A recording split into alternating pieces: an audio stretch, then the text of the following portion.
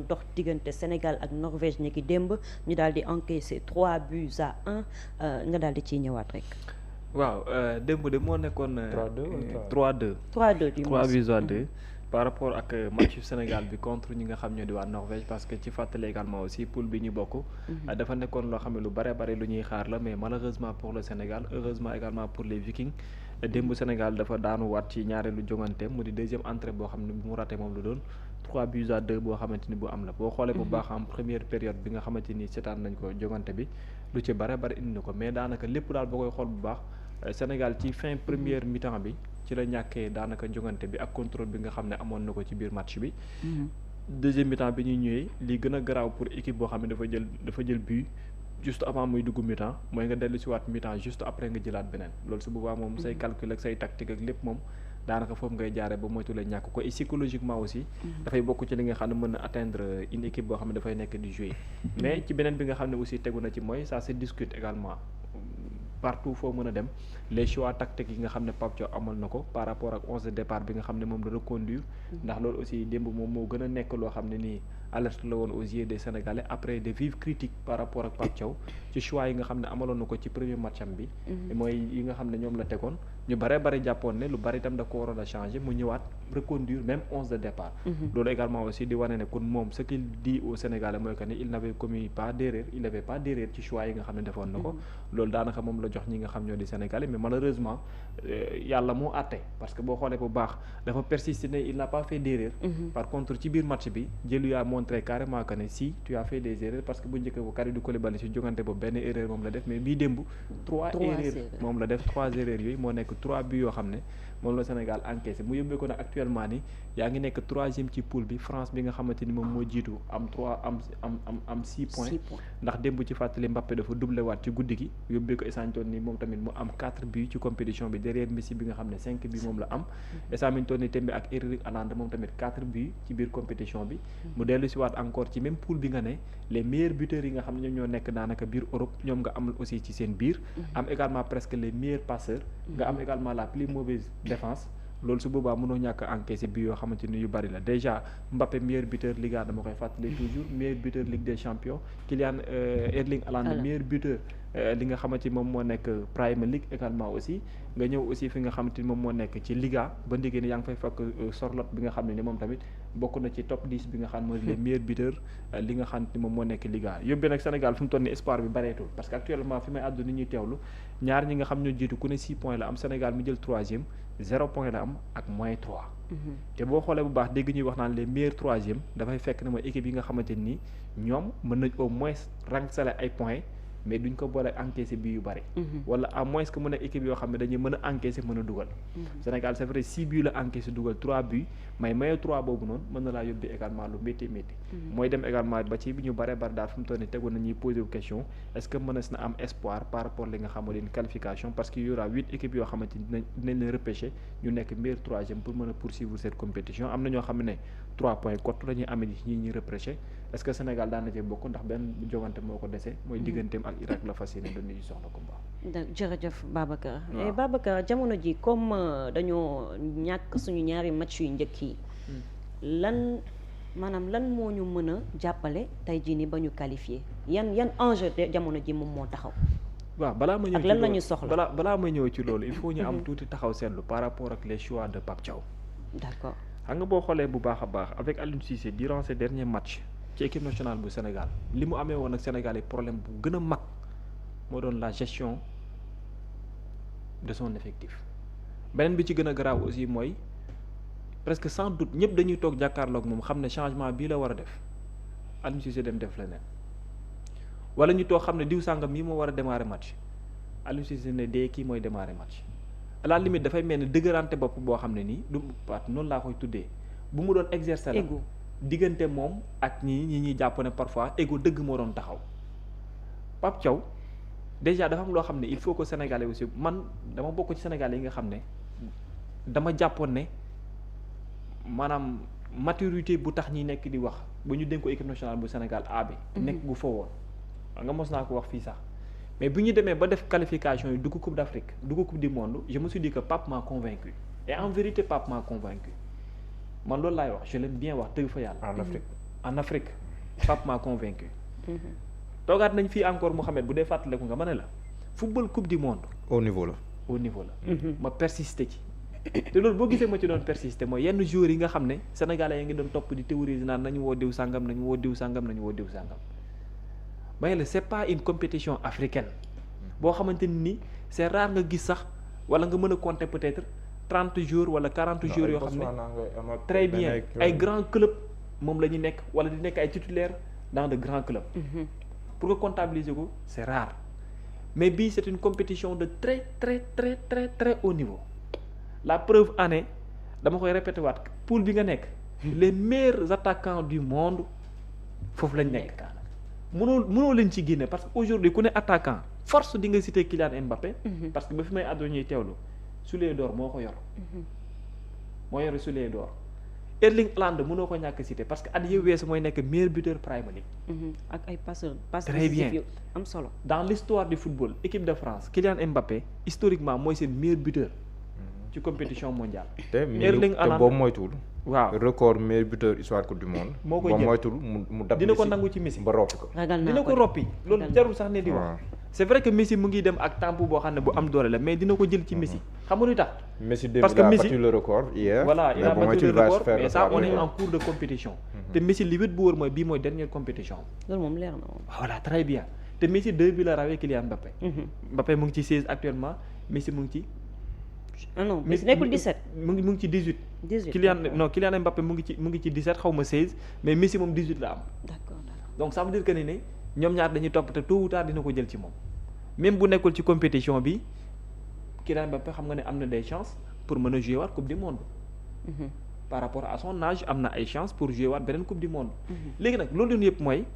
yow lan nga war a mën a gën a bàyyi xel mooy joueur booy classé wala joueur booy woo teg ko ci critère au niveau compétition bi nga jëm. joueur bu ñu titularisé bu ne dafay basé wu sur des performances ak forme bi nga xam ne moom lay am déjà pour man loolu c'est personnel je dis pas que Pape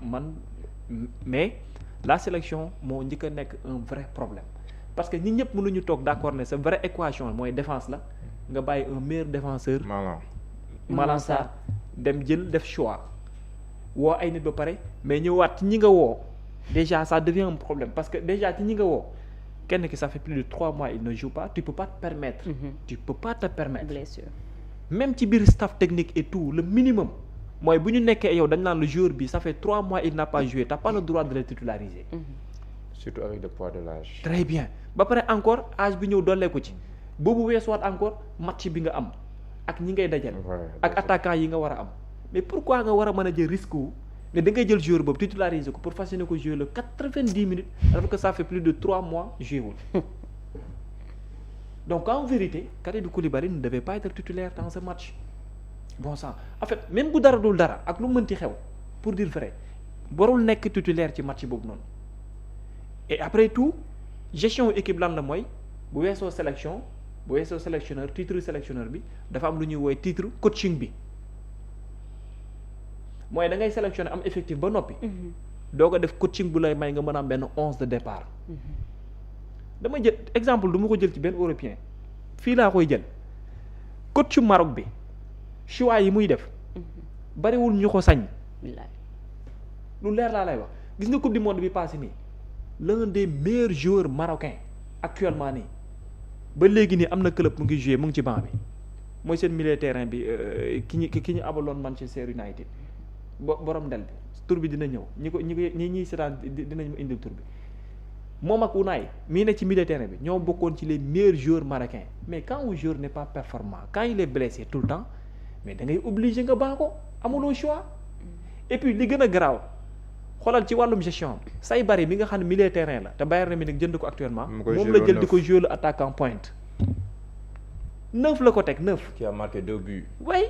jël un gamin de 18 ans bi nga xam ne il n'a jamais eu l'expérience de jouer une autre compétition. teg ko ci digg bi na ko mu teg ko ci digg bi na ko vas-y. mu ne organiser le jeu ah. Mamadou Faye nee na Amrabat. merci Amrabat la. te après kan la dajeel ba pare encore après que kan la dajeel gone gi ma lay wax kan la dajeel. Brésil. non ku mu dajeel laa ci digg bi. Casemiro la dajeel. quelqu'un boo xam ne joué na Manchester United joué na Real Madrid ak expérience boo xam ne foo ko natt weesu na ko. xoolal da koo éteindre catégoriquement. gisul dara loolu lan moo ko may c'est parce que xam na nit ki boo wooyee ay joueurs xam nga kenn ku ci nekk capacité gu ñu am mais dans leur club xam nga performance yi ñu am parce que booy bi bien avant muy ñëw pour Maroc di ko choisir beaucoup de Français dañoo tel Didier Deschamps ne ko fallait tout faire pour appeler le gamin. Il l'a eu mu jël courage am bu toll ni jox ko yow nga def test yow Sénégal def test joué la ay joueurs en milieu de terrain. Bara Sapoko Sénégal yëpp ne lan la ko Pape Thiaw di wooyee lu mu koy doyee parce qu'il ne joue même pas daanaka. mais ñëpp xam nañ ne techniquement am na qualité yu war a mën tax que Sénégal protéger wàlle ko man bi ñu ko wooyee dama ne woon c'était pour protéger nationalité xale bi moo tax ñu woo ko. mais nga joué la ko match. contre les États-Unis mais xale bi ñëw prouver wala na la ne mbir mi man la. mais nga jël gone gi. 180 minutes moom mu am ci 0 minute.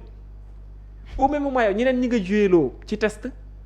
nga xam ne ñii carrément blessure lañ jógee le niveau qu'il faut ba ndege ni des na nga jël courage yow titulariser ñooñ bàyyi kooku ci banc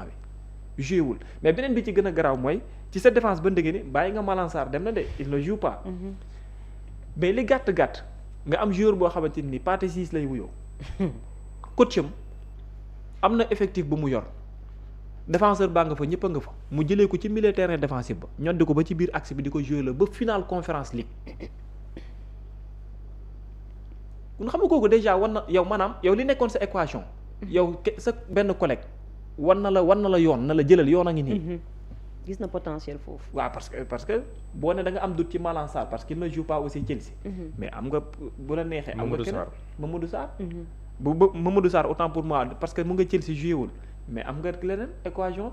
donc pour man problème bi mooy que ne c'est le fait d'avoir persisté sur des erreurs mu yóbbee Sénégal aussi paye cash parce que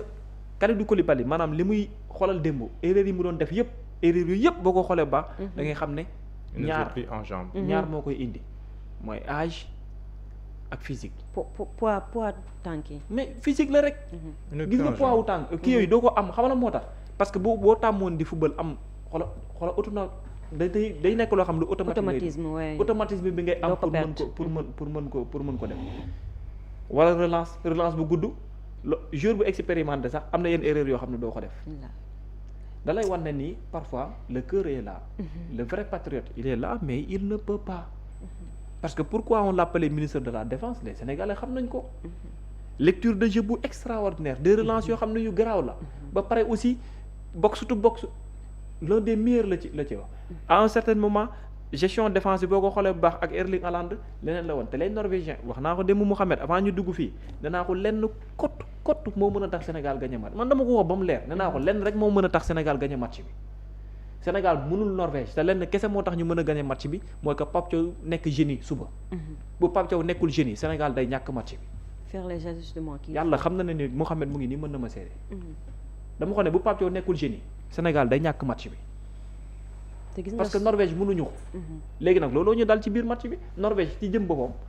wax naa ko fii démb gis nga xaw ma Noursa xaw ma je sais pas mooy origine nigériane boobu ñu doon joué loo. mais ni kuy jouer ay 4-3-3 mosuñu ko jouer ça n'existe que ci papier bi parce que xam nañ lan moo nekk sa fort ñoom xam nañ ne Sénégal forum yépp milieu terrain la mais xoolal pluralité la ñu indi rek ne ko becc yow Sorloth ku la wax Sorloth dinañ ko jouer loo comme ailier war nga ko gëm yow. Sorloth di jóge ci suuf ba ci kaw. non lenn kese lañ ko doon doyee. lenn kese lañ ko doon doyee parce que plan de jeu Pape Thiaw. waa ji anti plan la ko indil moom ils n'ont même pas été ci ay plan de joueur waa ji tactiquement et techniquement yàlla xam na ne il a noyé Pape Thiaw. non parce que l'idée c'était d'empêcher à Erling Haaland Sorloth de jouer pour mu bañ a jox ay balles ni Haaland parce que xam ne Sorloth moom mooy léegi nag moom xam na benn instant boo xoolee bu baax bu nekkul ci Sorloth Martin Odegaard fii laa wax ñu naan ma Odegaard parce que voilà il ne am nangam xoolal démb lu mu la def sa milieu terrain bi démb maanaam diggante ñaar ñi bu kii libre rek kii libre na léegi li ma gën a jaaxal man diggante boobu la te loolu li ko waroon a fàtte ci ñaari milieu terrain mu la doon amee boo xoolee baax ñoom ñoo épuisé systématiquement Pape Gueye ils l'ont carrément épuisé en premier mi-temps après Pape Gueye xoolal dañ ko épuisé catégoriquement parce que seen gestion de jeu yëpp ci ñaari nit la woon balaa muy dem ci troisième Sorloth Odegaard Sorloth Odegaard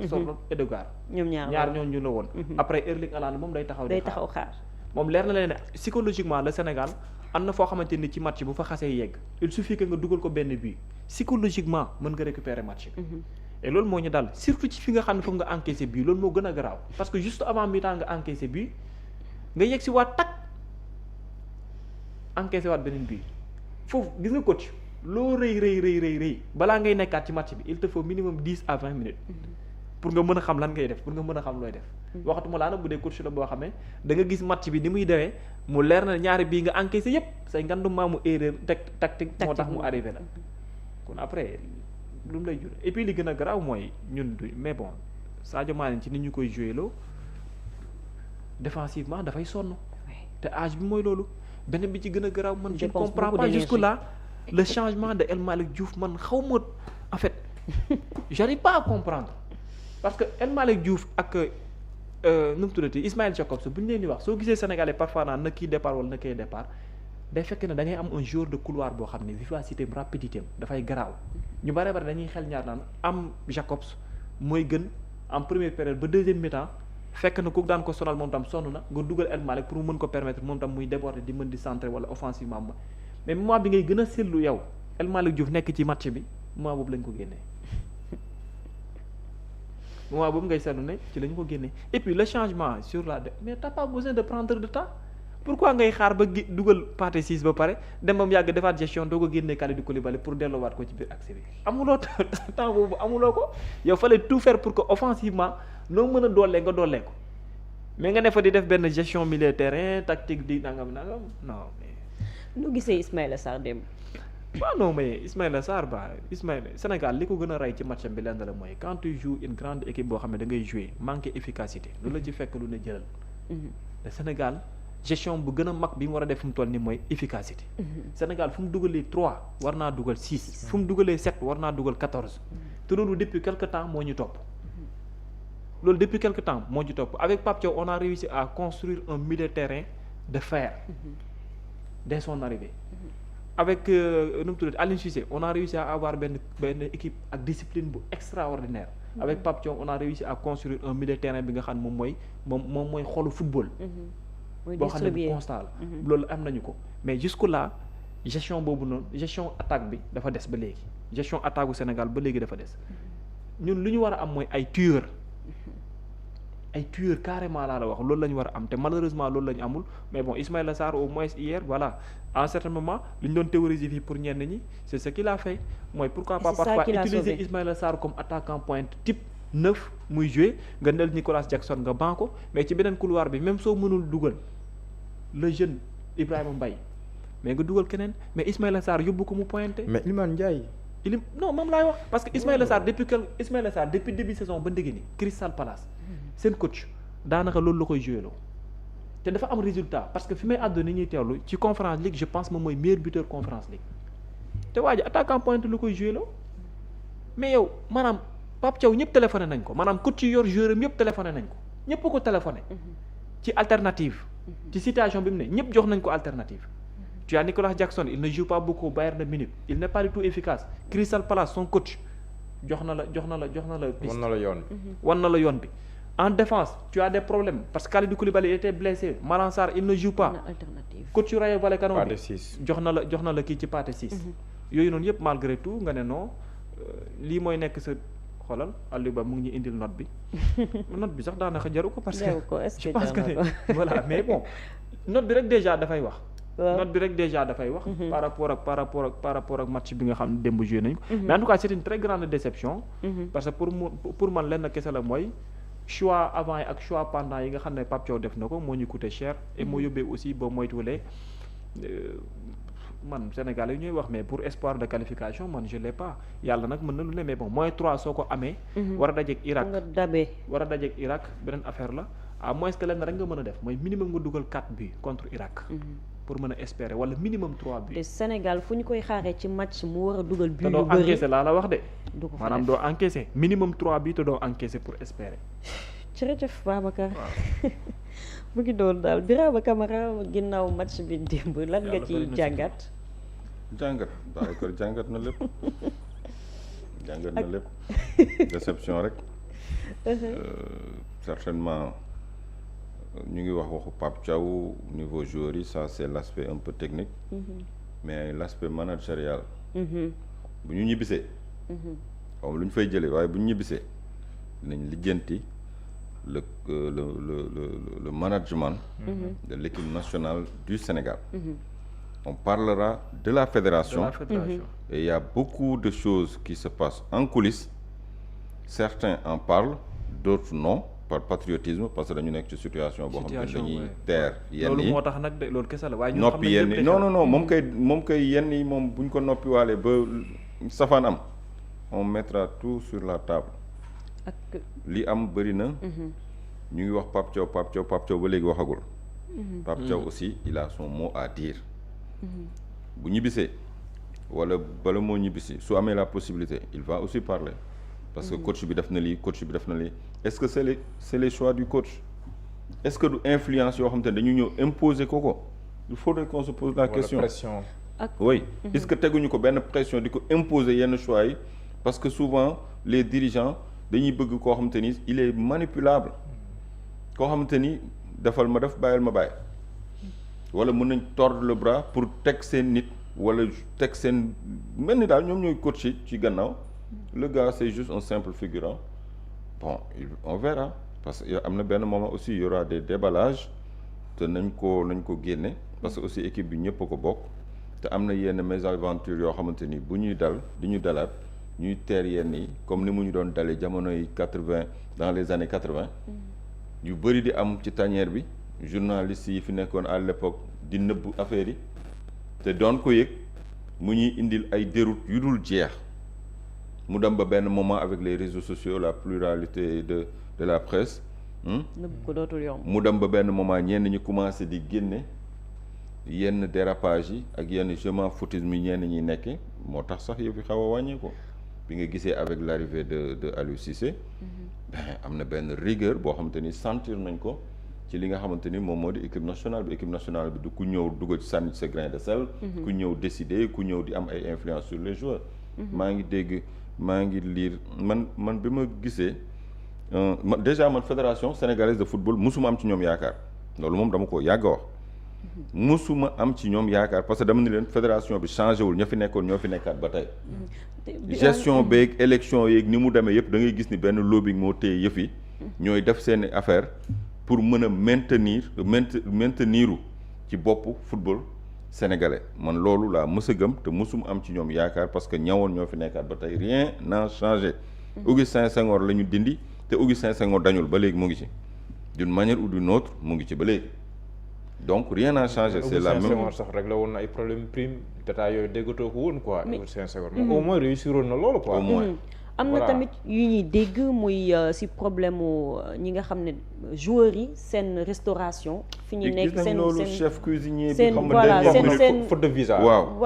ay dernière minute la ñuy dépêché benn chef cuisinier. qualité ki nga nourriture bi xamante ni moom mooy El Hadj Abdoulaye Seck bërki démb laa dégg ñu ni renfort de taille c'est le préparateur xaw ma lan. vidéo waaw l'expert vidéo. analyste vidéo connu pour son expertise. da ngeen di dem ba fële. te lii war a. non loolu rek aveu la sax. loolu aveu la da ngeen dem ba yegg da ngeen dem ba yegg. ci fa ngeen di compétir ba jouer premier match bay wut ay renfort ça veut dire que yéen bi ngeen di dem lépp yembul. noppiwu leen woon parewu leen woon. yooyu yëpp chef cuisine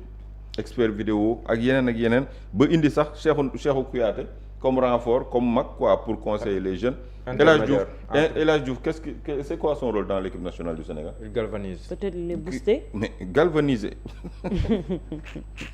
galvaniser weesul nga gis drapeau bi vert jaune rouge avec l'étoile loolu rek moo lay galvaniser nga xam ni ay millions de Sénégalais ñoom ñoo la yónni. nga xam ni li teewaloo sa bopp mais da nga teewal drapeau équipe nationale ni ko ñeneen ñi amee seen réew. mais ça c'est ça le patriotisme da nga soxla ku lay xabtal pour lan soxla ko ku lay xabtal nee nañ Cheikhou Kouyaté en tant que ancien capitaine et puis expérience bi mu am di jege jeunes yi moralement mën na leen a galvaniser je pense que loolu la ñu soxla pour galvaniser moralement nga gën a xam li la tax a jóg et puis war ci mën a dem ba jeex. mais il y a tellement de choses. dafa contradictoire. il y a la bamboula. j'ai l'impression que dañuy gérer comme équipe nawetaan quoi. non mais comme comme benn. comme nawetaan quoi. jékki-jékki Babacar Kébé sama waay la. waaw dafa war a ñëw. waaw ñëw il faut non président damay dama man damay. da ngay ñëw xam nga. c'est la bamboula totale am na yoo xamante ni dégg nga li ma la wax am na yoo xamante ni ñu bëri duñ ko wax mais am na aussi ñoo xam dinañ ko wax parce que ils sont libres parce que délégation yi moom laa la wax boo si kiiwee da ngay naan diggante bi nga xamante ni Sénégal dafa war a dem jouer ji coupe du monde ci digal boobu nga changé ci ministère des sports non foofu noonu lu la fa am bu mu la bett parce que compétition internationale yi aussi équipe A c'est aussi le ministère qui finance c'est le gouvernement qui finance c'est le gouvernement qui finance c'est nos deniers publics c'est l'argent du contribuable après c'est la bamboula nawoon fa woon ñawoon après voilà yooyu yëpp nekk na li nga xamante ni nit ñi gis nañ ko ñenn ñi ñu ngi koy wax ci suuf mais surtout ñu koy wax sax c'est des journalistes étrangers ñoom ñooy def ay vidéo di wax li nga xamante ni moom moo xew ci biir tanière bi di wax li nga xamante ni moom la ñenn ñi bëggut a wax. pourquoi ñenn ñi duñ ko je sais pas parce que am na ñoo xamante ni peut-être da am nga lu la tënk parce que peut-être dañ la fayal billet d'avion peut-être chaque fois voilà dañ la yóbbaale am na yoo xamante ni doo ko wax mais am na ñoo xamante ni ils sont libres te moo tax man la yii yëpp bu weesoo di nga gis ni dëkk bi coow li dina bëri torop bu ñu ñibbisee coow li dina bëri trop parce que il s'est passé des choses yoo xamante ni même les journalistes de la RTS am na yenn yoo xamante ni mënu ko woon occulter. il se passe des choses pas du tout normales. yi ñuy dégg li gën a frustrant fédération bi man bi ma dégloo Ibrahima Mboup wax le journaliste de la RTS man derrière li mu wax damay comprendre benn affaire xam nga wax na ko moom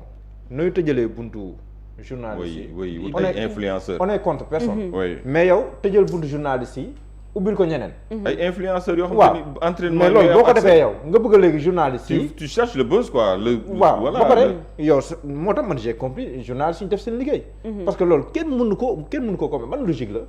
durant la Coupe d'Afrique moo nekkoon le problème de la Côte d'Ivoire. effectivement amoon nañ problème boobu noonu oui c'était la même chose il a fallu que ñoom également aussi ñu tenir en compte mbiri régler seen situation te les journalistes sénégalais ils sont tellement patriotes très parce que information yi Bira di wax ni ñuy def boo gisee ndeysaan sama grand Mbaye Sène maa ngi koy gis ak yooyu gars yi même ba si Mansour Lu mi bind information bi waaw Mansour Lu moom mais da ngay gis ne bi mu bindee si résolution am ça veut dire que bu bind toon dañ koy sooxaale bu mondial bi jeex te dafa bind parce que à un certain moment dafa dem ba sës am na information bu yàgg waaw parce que gars yi yëg nañ ko même Mbaye Sène ñooyu mais dañuy léegi nag nga dem ba foo xam ne ni toll na benn point boo xam ne ni di nga da nga koo bind même pas quelques heures après wala si laan demee ñu ne la problème yi rek la ne te Birama ñu ngi dégg aussi ni fédération délégation bi dañoo indi itam seeni ay nit loger leen ci ay hôtel di def dépense yu excessive yoo xam ne joueurs yi sax dañuy am problème pour jot ci yu mel noonu moom laa la wax man la dafa nekk ay priorité ñi nga xam ne ñoom ñooy priorité loolu dafa nekk ay pratique délégation bés bu la si seggaloon kan ak kan la yan profil ñoo si nekk nga jëndee si par exemple je donne cet exemple comme ça nga jënd si la say sëriñ nga si génne si la say nangam ak nangam kay wax ko rek benn yoon parce que ñun xam nañ ko donc la fay xew mu nekk li nga xamante ni aussi c'est pas une première yàgg na am nit ñi di ko ruumanaat ci suuf donc moo tax ma ni la woon na woon ñawoon. maanaam compétition li gën a garaaw Sénégal. mooy Sénégal day am effectif équipe bi ak staff bi et tout. ca beneen côté ba gars yi di gestion dem ñi naan ñii seen ci ay coro lañ yóbbu. non te bu ñu nee seen ay coro lañ yóbbuwaale doo ci am doute parce que il suffit nga dem fañ loger fekk fa nit yoo xam ne nii lu ci internet nga leen di seen mënuloo wax yow ban influence lañ war a mën am. buy changer wala buy doxal xam nga dafa am ñoo xamante ni dafa am ñoo xamante ni des journalistes nga leen di tëjee bunt yi parce que yow nee nga da nga bëgg a sécuriser sa nangam ba pare ñeneen nit di dugg nice ba pare ñoom accès yi ñu am si joueurs yi sax yow doo ko am. au nom de quoi. maanaam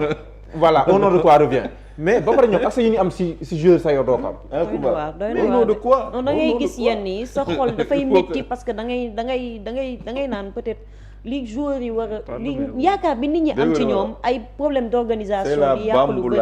ay nit di fa nekk boo deful nag sax ñu jël say joueurs jox leen ay cinébar ak ay kenn xamul xoolal dafa nekk benn situation boo xamante ni ñenn ñi c'est dafa nekk benn période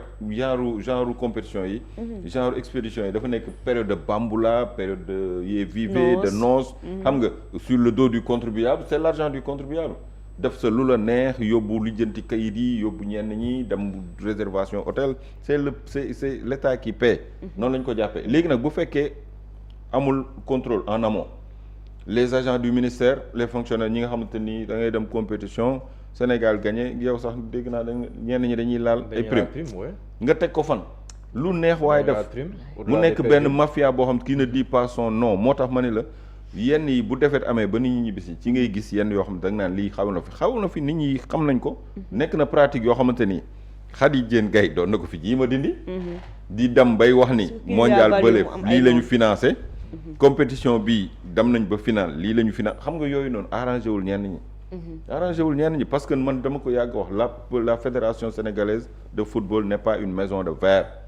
dafa nekk li nga xamante ni dafa am une nébuleuse totale. xam nga ñoom tamit autonomie bi ñuy am fédération. mais autonomie terewul askan wi xam nga autonomie mooy. am droit de regard autonomie.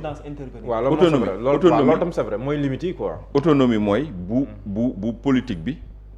di am c'est vrai influence ci seen fonctionnement. waaw mais politique bi dugal xaalisu askan wi ci biir. dafa am droit de regard. te loolu booy xool sax. am déet c'est dans le cadre purement sportif. voilà c'est ça pour bañ a jaxase. voilà les régimes et tout. voilà gis nañ fi kenn ku bokk ci fédération sénégalaise de football.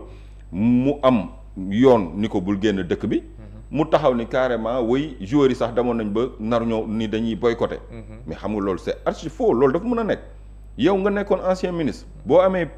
difficulté justice ni la waroo génn dëkk bi nga ni joueurs yi demoon nañ benn moment ñun dañuy boycotter. mais kon yow da nga bëgg a wax ni yow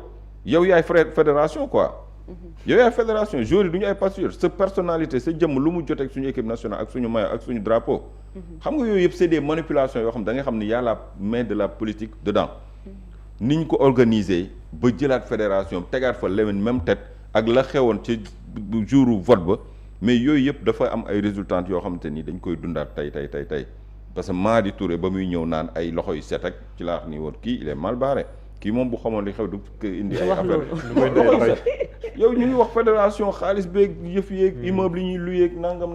fu xaalis bi jaar compétition yi bu ñu ñibbisee kenn du yëg dara seeni AG kenn du xam lu fay judd yow nga ñëw naan day leer rek loxoy set. yow yaakaar nga sa bopp tu n'iras nulle part yaakaar nga sa bopp ba pare. parce que football bi dafa am ay baron yoo xam dañu jàpp ne football Sénégal ñoo ko téye ñoo ko moom. même buy jógee seen loxo ci loxo ya ñu bëgg lay dem bu ko defee mu nekk benn cercle vicieux boo xamante ni voilà. du dañ jërëjëf Birama Mamadou Diallo ban jàngat nga am ci lii nga xam ne ñu koy dund en global mais bëggoon naa itam nga def benn taxaw seetlu ci passation de service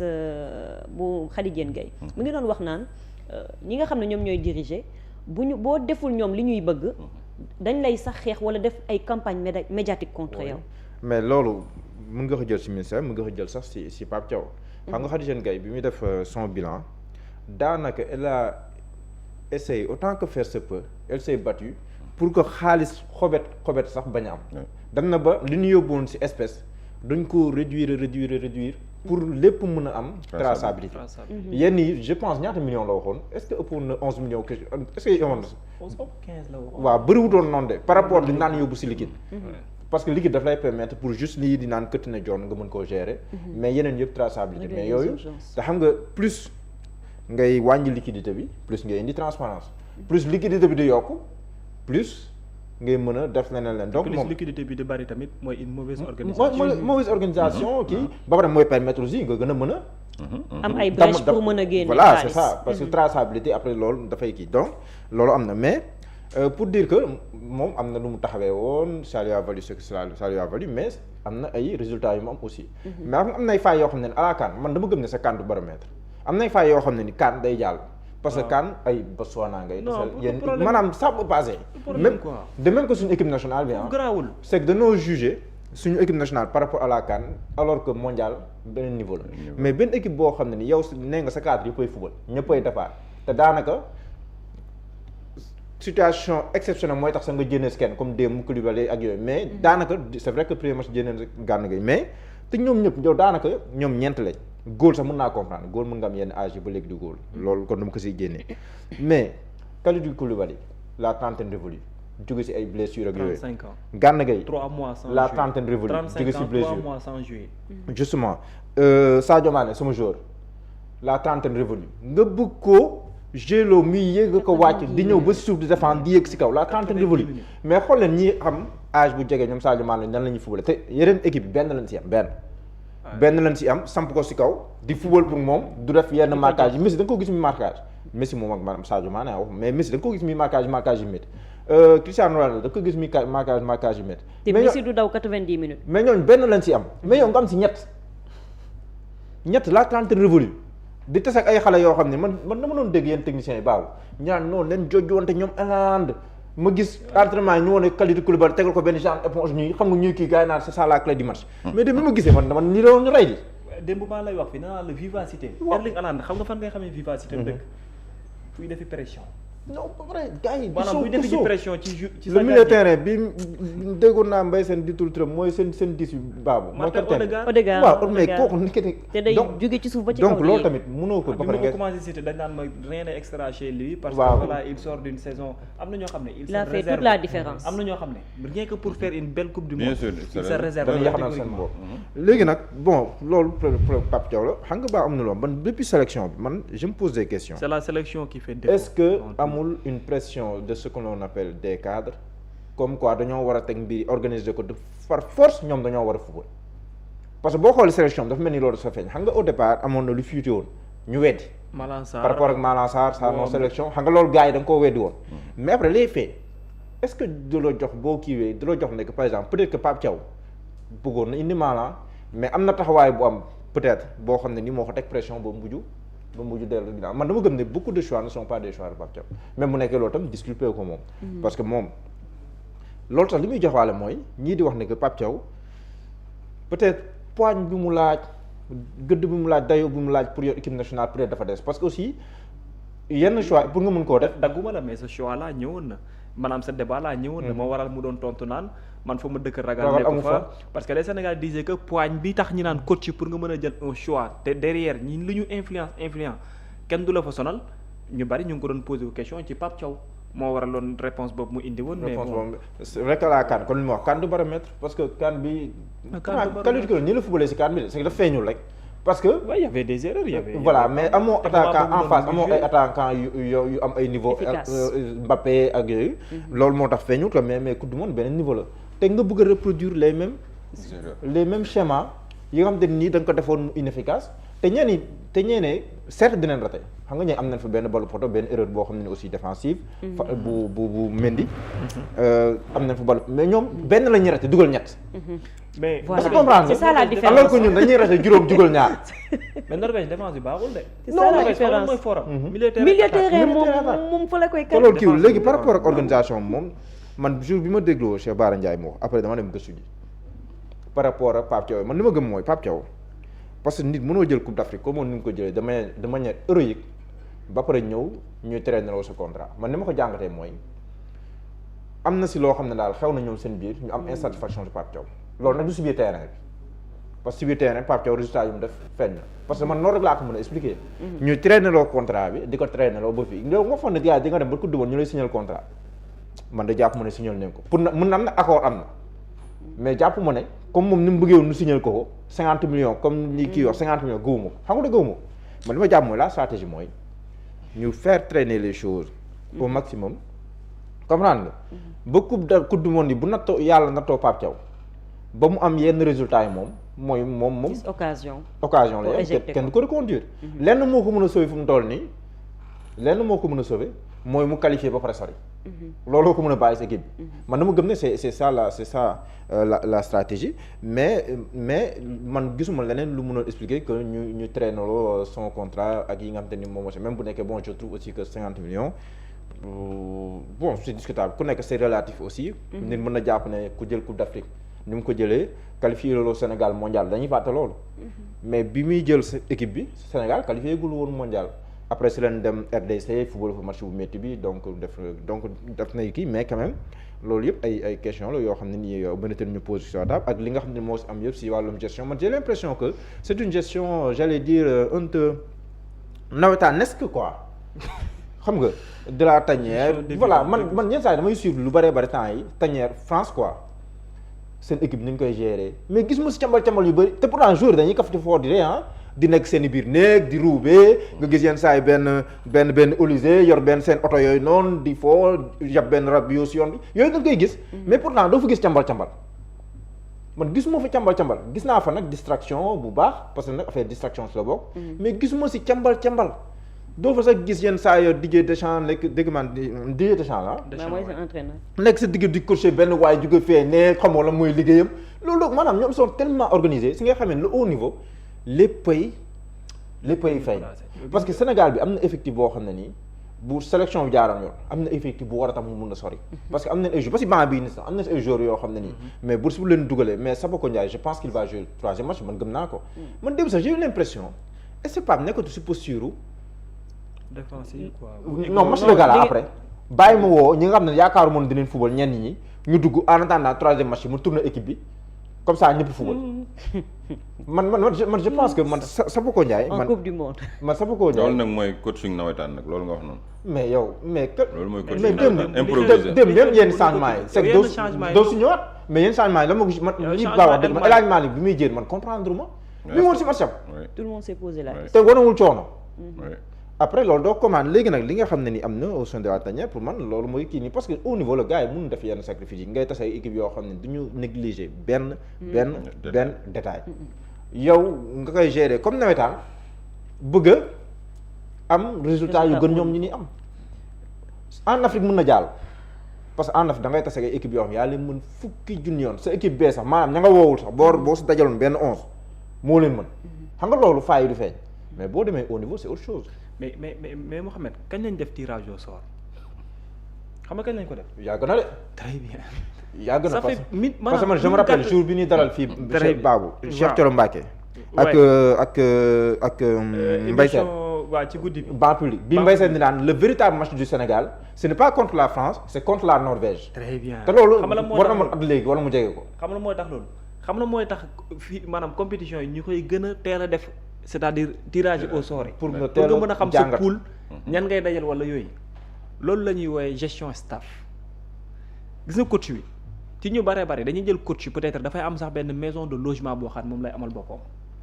boo xamante ni dans le cadre de son travail mën na ko permettre que mu mën a am la tranquillité de travailler avec son équipe ñoom xam lan mooy seen rôle ki yor vidéo ki yor nangam ak nangam yegguñ ci question d'impact physique. te loolu Pape ca amu ko. mais fii ñu ngi ci étude technique ak tactique. parce que kii def vidéo moom mooy def visionnage tegal coach bi lii ak lii ne ko joueur nangam adversaire yi ngay dajal ku ne mu mën a xamal coach bi ne ko lii la après coach bi lan mooy des foofu nekkatul pour de moom ci lay basé wu pour mën a def sélection am ci lay basé wu pour mën a def coaching am. force ak faiblesse. nee naa la ces deux choses là boo ko ratee. ñàkk nga si selon certaines informations. donc 5 mois fayuñu la dinañ la jox foo dëkk. waaw léegi léegi après loolu yow noo koy comprendre. léegi xam nga ne bi ñu dem daanaka. nekkoon nañ si posture sax bu Pape Diaw ñu moo xam. si ku jël coupe barki dem maanaam koo xam ne dara taxul si diggante bi. boobu joué gun sa match amical. boobu ñaari match amicaux yu ñu joué Arabie Saoudite États-Unis sa joué gun ko maanaam foofu après loolu comment expliquer cela. problème gestion si ngay comprendre ne que est-ce que lii xewoon kaan bi yëpp est-ce que amul lu mu nakari. mën a am pour toog ak équipe am jàngat adversaire am def le travail qu'il faut. yaa ngi dégg def économie des choses xool bu baax a baax tactiquement qu'est-ce qu'il faut changer qu'est-ce qu'il ne faut pas changer comment ñoom ñi mën di gisee pour di toog di jàngat loolu. bien avant même coupe du monde bi di ñëw nga xam ne da leen leer ne bien avant ñu fay yow nan nga mën a comprendre yow effectif bu mat sëkk dem ba coupe du monde di waat beneen. technicien mu ñëw technicien vidéo te vous êtes déjà en pleine compétition vous êtes pas pour yéen posé wuñu question ci côté boobu noonu posé woo question ci loolu. doy na waar ça peut arriver oui mais ci compétition boo xamante ni il y a des mois. t'avais la possibilité pour nga mën ko préparer nga dem ba ci digg. ngay doo ko waat keneen pour mu ñëw ñu ne la dafay ñëw doolee ko waat. ba pare def ko ndam. après bu fekkente ni yow ku yàgg topp football nga et tout da nga naan il y a des problèmes qui ne disent pas leur nom. mais après fédération amoon na ay coow. non mais xam nga ko mais xam nga man yow man bi ñu defee sélection yow dafa mel ni sax problème Maroc bi moo teer. yenn coow les parce que boobu ñëpp gis nañ voilà pour lijjanti lee moo ko tëj. problème Maroc bi moo. faire taire les bis bi li xew ci Coupe d'Afrique des Nations le choix de Pape Thiaw de dire à ses joueurs de rentrer dans les vestiaires dafa am conséquence. Pape Thiaw il ne peut pas tout dire mais dafa am ay conséquences ci biir fédération bi. man de loolu xalaat naa ko. non du kay sama du question de xalaat naa ko dafa may conséquence comme li Thierno Diop doon wax su ma ñaawee comme li kii doon wax comme moo tax Fassane Seck su ma ñaawee njort sax choix boobu lu ko Sénégal yi tàccu tàccu sama ñaawee njort sax may na ma ne am na ñu mu neexul maanaam choix boobu dafa parce que man mënu ma comprendre ku jël coupe d'Afrique mooy ça va di toog 5 mois après tey loolu lan nga ko mën a justifier léegi problème salaire yooyu nan nga ko mën a justifier bëgg laa daal bu ñu ne caché de te nga jóge ñëpp a ngi fayal fonctionnaire yëpp a ngi fayal bëgg la xoñoñal xam nga ne xoñoñal mais man mënu ma comprendre loolu bëgg nga gedd bëri na ay paramètres daal yi nga xam ne mais tamit Pape Thiam 5 mois war nañ mais ci xam naa rek comme dafa ne taxaw xam naa sénégalais laa bëgguma ñaaw su mbir mi mais bu nekkoon tubaab la du nga ko def waaw parce qu'il avait menacé moo tax aussi tamit yenn autonomie yi tamit nga jox ko ñenn ñi def la bamboula la pluie et le beau temps aussi parfois moi je me dis que il faut xam nga déjà boo nekkee ci gestion lu toll ni fédération nga naan ñun heure bu ñu amee problème xaalis garaawul état du Sénégal dina intervenir mais boobu mooy gën a ndaw en plus aussi yéen ak Pape Thiaw man à un certain moment je pensais que ne Khady Diène Gaye benn instant xam nga moom mu ngi ko doon wax na affaire Pape Thiaw pourquoi pas bu demee sax après ñu yéem a xoolaat yokkal ko ak yeneen ak yeneen moom loolu bien avant même ñuy dem ci coupe d'Afrique bi ak yooyu ñu ngi ci doon waxtaan par rapport ak contrat am te lii dafa doon bokk ci les résultats yi nga xam moom day am parce que gars yi bu ñu signé contrat dañ lay defal objectif te coupe d'Afrique bi dañ ko defal contrat am objectif bu ñu sampoon objectif bi atteindre na ko coupe du monde ñu jox ko objectif mu atteindre ko mooy la qualification et à un certain moment il n'a pas réussi n'importe quel genre de qualification qualification bi mu réussi contre RDC te li mu def mooy coaching moo gagné match boobu noonu boo ko xool parce que match bu équipe gagné en deuxième période man dama gëm ne parce que le coach a joué son rôle de coaching lecture de jeu boobu ba voilà stade bi fees dellu ñu leen di sànni ay leneen la oui ak ni mbir mi demee woon mu métti bëri na ay paramètres yoo xam ne mu ngi nii rendez-vous le 5 décembre lii ñu ngi ko publié woon kañ xaw ma août 2025 août 2025 mooy ñu lay wax ay waxu tirage nga am presque plus de 4 mois 5 mois de préparation